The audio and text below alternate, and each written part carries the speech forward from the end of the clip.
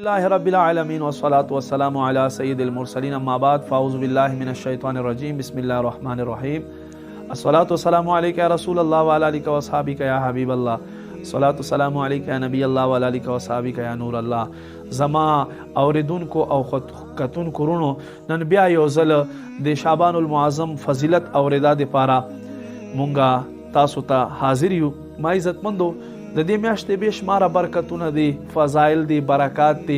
حضرت سیدتنا ام سلمہ رضی الله تعالی عنها فرمایي وای په کل کال کې با مدینه جانان صلی الله علیه و آله وسلم زیات روزه یو د رمضان چې فرض دي او بیا به محبوب کریم صلی الله علیه و آله وسلم د شعبان روزه زیات ساتله. او بل حدیث کې راځي حضرت سیدتنا عائشہ صدیقہ رضی الله تعالی عنها فرمایي وای محبوب کریم صلی الله علیه و آله وسلم با رمضان نه بعد په شعبان المعظم میاشت کې په نورو میاشتو په مناسبت سره لواړو نه زیات روزه نسلې.